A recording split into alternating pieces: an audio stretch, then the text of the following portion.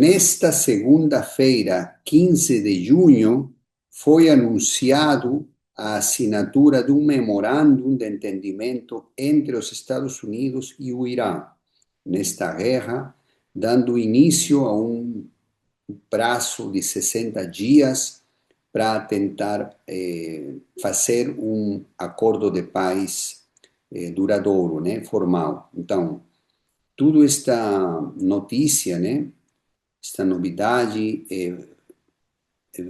pegou de surpresa a muitos países, né, principalmente os aliados dos Estados Unidos, Israel, né, onde os israelenses ficaram revoltados, né, com esta notícia, por conta de que ficou se sabendo que a parte dos acordos, né, dos pontos acordados, são muito beneficiosos para o Irã.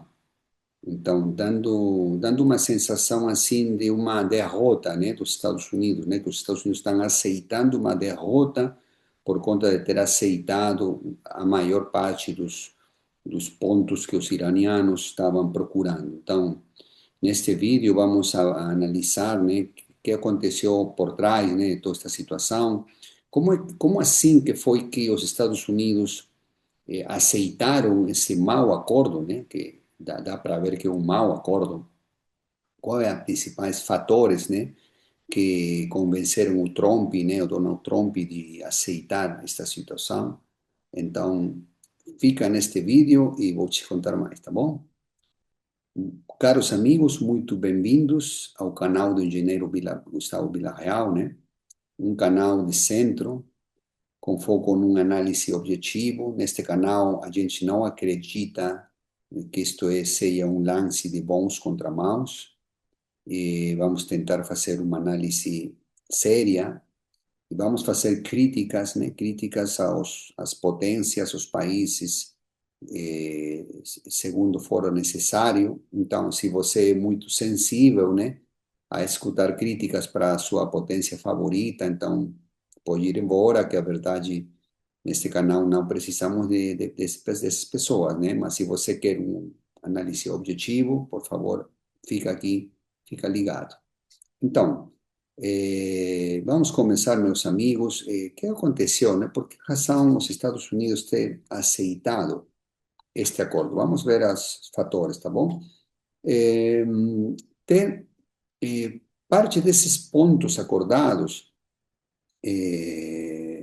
saiu assim, né?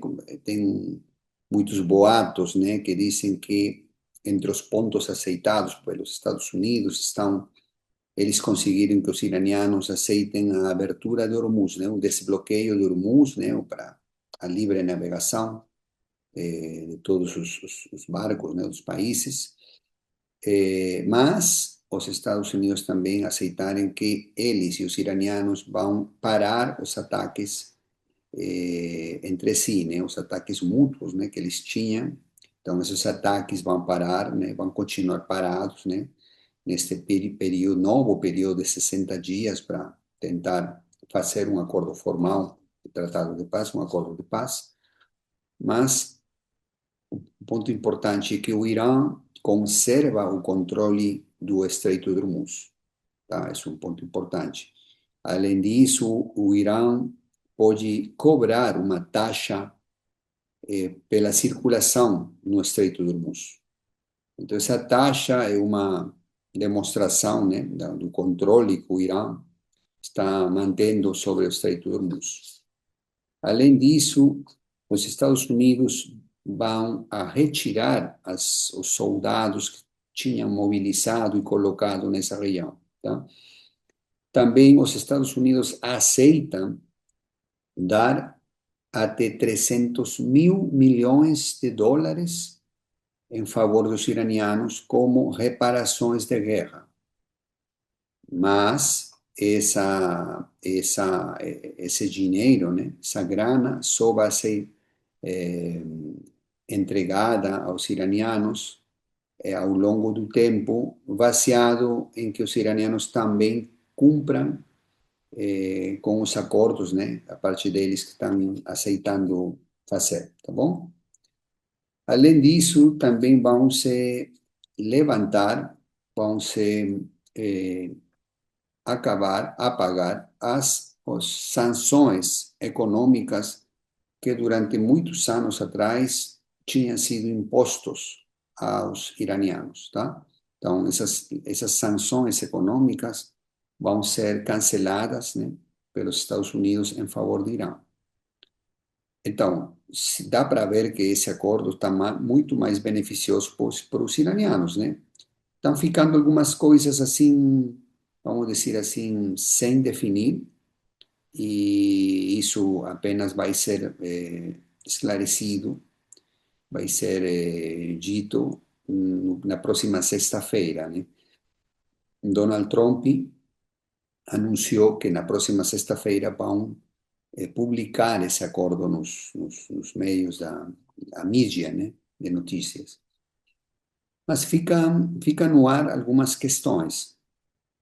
Por exemplo, o programa nuclear iraniano, o programa nuclear iraniano, ele vai ficar congelado, assim, gelado, ou vai, por quanto tempo, ou não vai ser congelado? Então, isso é uma pergunta importante. Outra pergunta, como fica o programa de mísseis iranianos? E isto é um quesito que os israelenses estão muito preocupados, né? Porque eles já confirmaram que o Irã tem a capacidade, né, de atingir território israelense com os mísseis hipersônicos e ataques de enxames de drones. Então, isso é um problema para o Israel que eles estão precisando, isso fique resolvido, né, com este acordo. Outra coisa importante é como ficam as ofensivas terrestres do Israel no Líbano, na Cisjordânia, nos altos do Golão, tudo isso aí. Como fica tudo isso aí? Faz parte do acordo ou não? Outro ponto importante, né? Dá para ver que Donald Trump, vamos dizer assim, priorizou os seus interesses pessoais. Lembremos que Donald Trump tem umas eleições agora, né, no mês de novembro, daqui a uns 5 meses, onde está em jogo a maioria, né, a conservar a maioria do Congresso dos Estados Unidos. Se Donald Trump não consegue reter essa maioria no Congresso, ele pode ficar exposto ou sob o risco de sofrer um impeachment, né, vamos dizer assim, ser tirado do poder. Então, esse é um risco muito alto. Então, por conta disso aí, Donald Trump, por conta dessa pressão, Donald Trump precisava um acordo. Mesmo que o acordo seja um mau acordo, Donald Trump precisava desbloquear Hormuz para diminuir a inflação na economia dos Estados Unidos. Então, isso aí é o fator mais importante na toma de decisões de Donald Trump, viu? Então, o Irã aproveitou este cessar-fogo e todos estes 60 dias adicionais para se rearmar, para reparar sua infraestrutura militar, tá? Agora, o Israel é o ator mais, vamos dizer assim, prejudicado, né? O Israel ficou muito mais, vamos dizer assim, afetado por conta deste acordo, porque Israel precisava continuar a guerra, para continuar se expandindo, né? Para criar aquele grande Israel que estão no plano. Então, Israel não está de acordo com essas negociações, esse acordo fechado entre Donald Trump e os iranianos, né? Por outro lado, os aliados árabes de Donald Trump, eles pressionaram muito a Donald Trump para conseguir um cessar-fogo mais permanente, para conseguir um acordo, né, que consiga pôr um fim neste conflito. Agora, por outro lado, a China, né, tem uma situação assim, a duas vias, por conta de que a China está nos interesses da China que a guerra continue que os Estados Unidos, vamos dizer assim, fique e vamos dizer assim, afetado por uma guerra longa de atrito, né? A China gostaria que os Estados Unidos fiquem assim atrapalhados, né? Numa guerra longa de atrito para se enfraquecer, mais ou menos parecido à situação da Rússia na Ucrânia, né? Que os aliados europeus e Estados Unidos provocarem uma reação russa para os russos ficar numa guerra de atrito e enfraquecer suas capacidades militares. Então, isso é o objetivo, né? Mas, por outro lado, a China tem compromissos diplomáticos e eles estão, vamos dizer assim, torcendo por um acordo e por o fim à guerra. Mas também outro ponto importante, o prestígio dos Estados Unidos, a imagem dos Estados Unidos ha ficado muito, muito, muito enfraquecida com esta guerra. Deu para ver que os Estados Unidos não conseguiram derrotar o Irã. Eu acho que o principal problema foi que os Estados Unidos nem sequer tentarem desbloquear Hormuz pela força, nem sequer tentarem invadir o Estreito de Hormuz e tomar a força, nem sequer. Então, dá para ver que os Estados Unidos não se sentiam muito seguros de sua própria força para tentar desbloquear Hormuz pela força militar. E isso aí gera dúvidas nos aliados dos Estados Unidos. Outro fato importante é que os aliados Estados Unidos, os aliados árabes dos Estados Unidos foram destruídos, atingidos pelos drones iranianos. Isso gerou muita perda desses aliados árabes, né? Destruição de instalações energéticas, eh, muito turista indo embora, muitos inversionistas indo embora. Então, isso gerou muito prejuízo econômico. Eh, então, esses aliados árabes e também os aliados da OTAN, que lembremos que não aceitaram ajudar a Donald Trump nesta campanha, estão nesse momento na reflexão. Olha, a verdade, presta ou não presta ser aliado dos Estados Unidos? Se os Estados Unidos não foram capazes de proteger os aliados árabes, então para que ficamos com eles? Seria bem melhor tentar desenvolver nossas próprias capacidades militares, energéticas, econômicas, para não depender de ninguém. Então, isso aí é uma situação importante que pode gerar uma troca na situação, uma mudança na situação futura dos blocos militares. Vamos dizer, OTAN, AUKUS, etc. Outra conclusão também é que dá para ver que o controle do tempo e o controle dos recursos podem ajudar a um país a derrotar a outro. A guerra não é apenas um lance entre armas, mísseis, aviões e tudo isso aí.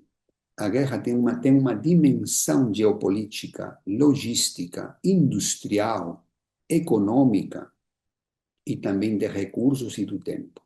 Lembremos que na Primeira Guerra Mundial, a Alemanha foi derrotada, embora suas forças militares estavam invictas, não tinham sido derrotadas. A Alemanha derrotou a Rússia, conseguiu o Tratado de Brest-Litovsk, onde a Alemanha conseguiu muito território dos russos, e no frente ocidental a Alemanha não tinha sido vencida. O problema da Alemanha foi sempre a falta de recursos. E essa falta de recursos piorou por conta do bloqueio naval dos aliados. Então, isso gerou muita fome, muito protesto da população, e isso gerou uma perda da motivação dos soldados e os generais aceitarem a derrota.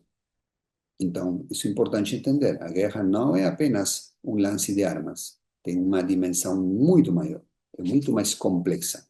E, além disso, o jeito de fazer a guerra dos Estados Unidos, aquela doutrina de pânico e terror, não deu certo. faliu, e quando o Irã conseguiu sobreviver e propor uma guerra de atrito longa, assimétrica, aos Estados Unidos, e também atacando os aliados árabes e bloqueando Hormuz, batendo no ponto fraco dos Estados Unidos, que é a economia. Irã bateu o esquema do petrodólar, bateu na economia mundial e gerou inflação e uma pressão eleitoral para o Trump. Então, Donald Trump tem o tempo em contra neste ano, porque tem essas eleições. Mas também dá para entender que depois que Donald Trump tinha conseguido a vitória nessas próximas eleições de novembro, é muito possível que Donald Trump possa retornar a fazer a guerra a Irã em dezembro ou janeiro do próximo ano. Então, eu por isso acho que isto é só o primeiro capítulo, né, desta guerra entre o Irã, Israel e os Estados Unidos.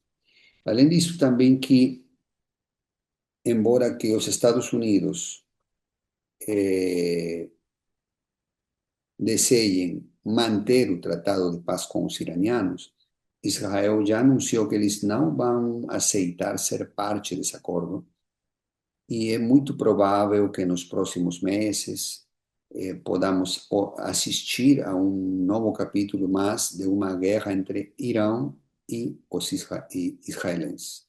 Então, isso que pode acontecer, ok? Vai ser muito parecido à guerra do Irã e o Iraque, onde as cidades estavam se atacando mutuamente. Então, isso pode acontecer, né? Infelizmente. E a solução de fundo seria que todos os países árabes reconheçam o direito de Israel para existir, mas também os israelenses aceitem o direito dos palestinos a existir. Se isso for feito, a paz é possível ser atingida.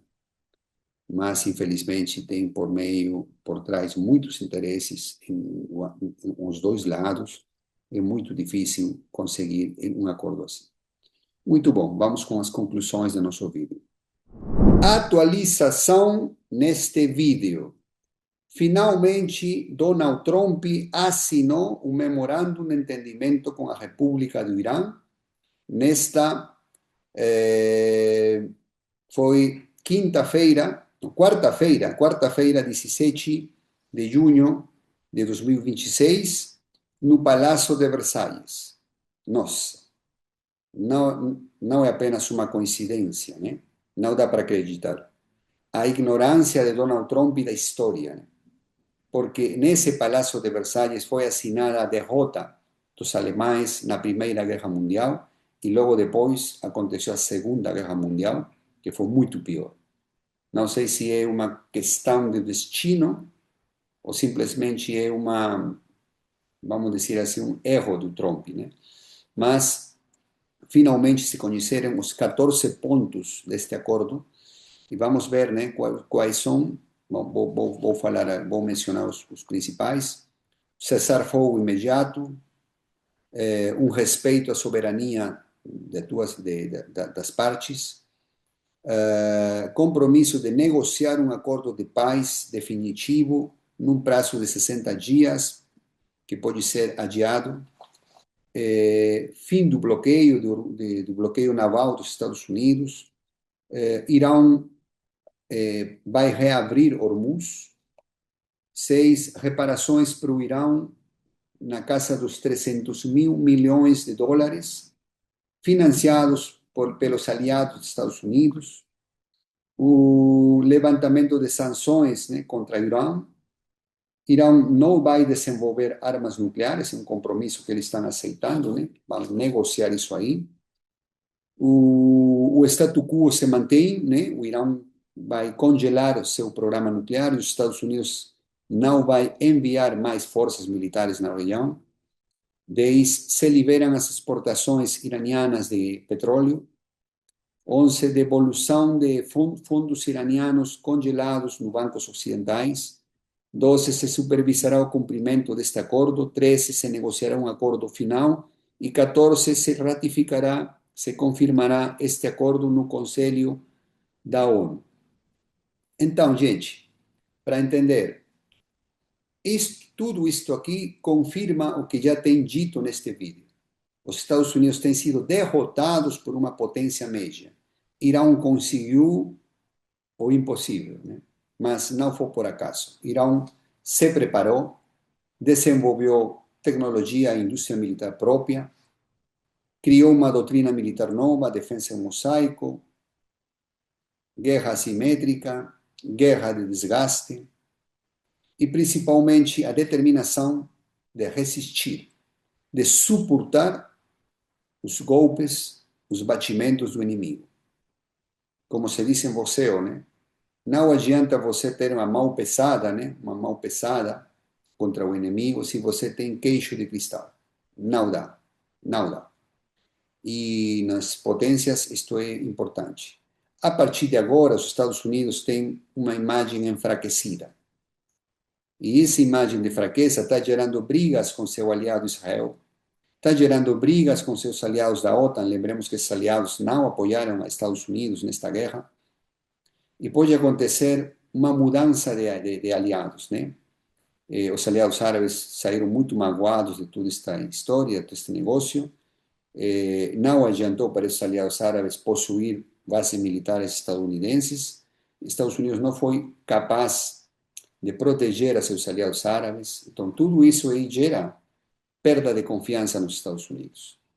E a China está ficando de olho. A China está no balcão. A China está aprendendo tudo que foi lançado contra a Rússia e o Irã, e eles estão desenvolvendo toda uma estratégia para evitar esses danos. Por exemplo, a China já possui as maiores reservas de petróleo do mundo.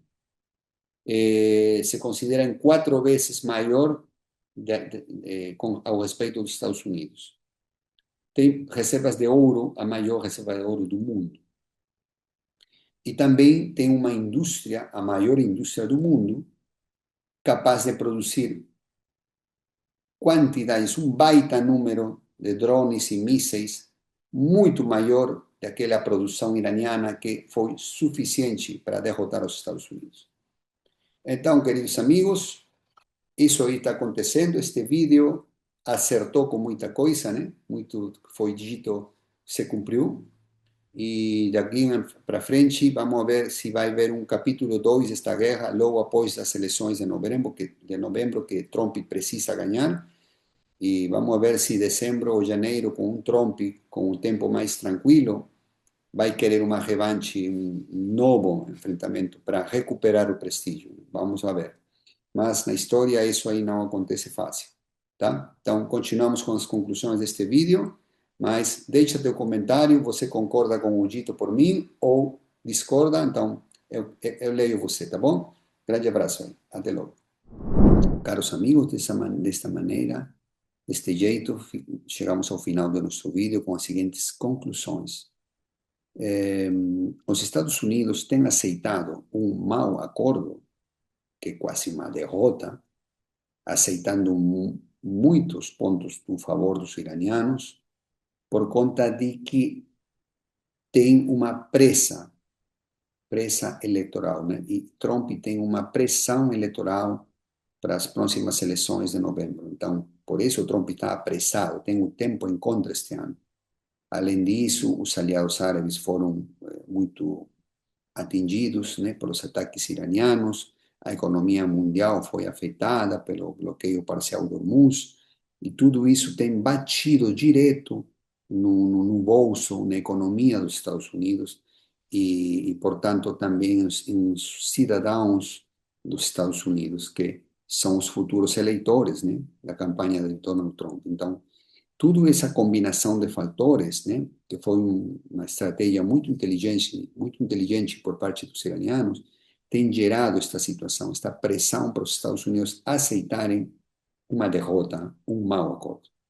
É muito possível que o próximo ano, quando o tempo já não esteja em contra do Donald Trump, ele possa tentar fazer de novo a guerra, né, com qualquer motivo, para tentar ter uma revanche. Então, vamos ver se isso acontece, mas dá para ver que os israelenses têm uma estratégia diferente, né? Uma agenda diferente de interesses, e é muito esquisito, né? Que uma potência menor tinha arrastrado, né? Tinha vinculado uma guerra à potência maior, né? Como se Bielorrússia eh, possa forçar a Rússia a participar de uma guerra da Bielorrússia. É como se a Coreia do Norte eh, também, né, possa pressionar a China a se envolver em uma guerra que a China não queria.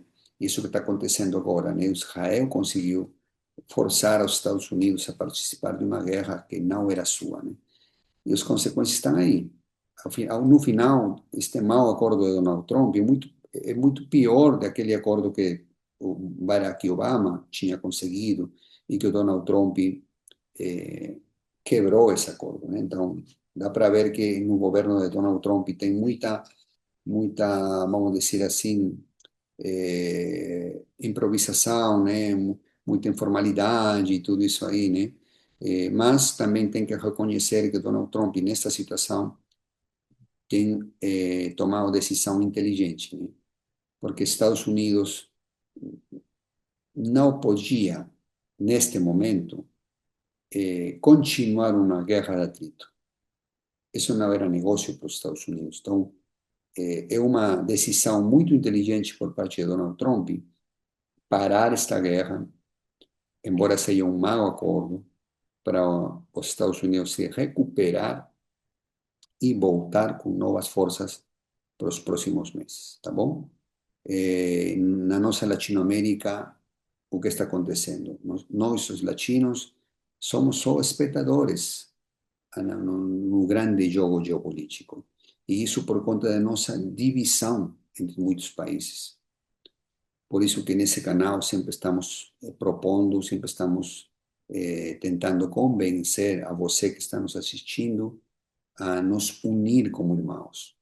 Durante muitas décadas, muitos anos, os hispanos e os brasileiros tínhamos, temos sido vizinhos, mas de costas viradas, né? Os brasileiros olhando para o Atlântico, Europa, os latino-americanos olhando para o Pacífico, os Estados Unidos. Mas isso tem que mudar. Se nós não conseguimos nos unir, vamos ser derrotados por qualquer potência, um cada um, né? Então, segundo a potência, a potência nesse momento. Então, é por isso que potência de plantão, né?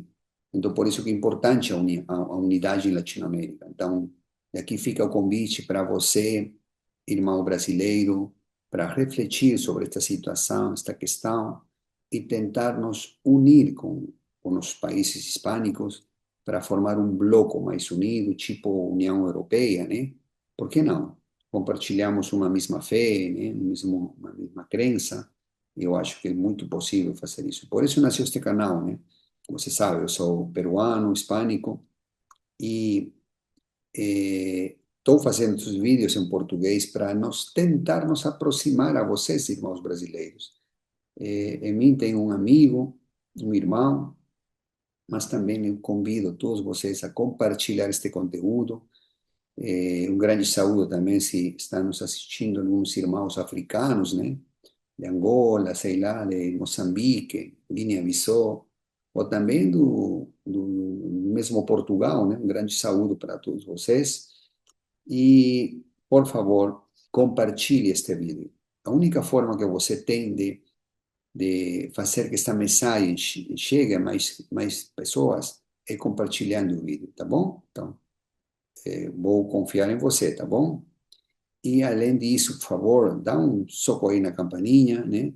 Para se inscrever, me deixe um like e me diga nos comentários de que cidade está nos assistindo. Isso para mim sempre é muita motivação, tá bom?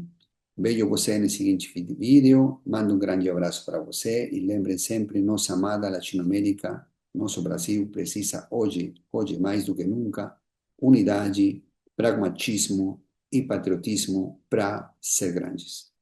Até mais. Até logo. Vale. Muy bien, Sally. Acabamos finalmente. Oh, pensé que no acabaríamos. Chao, chao, Sally.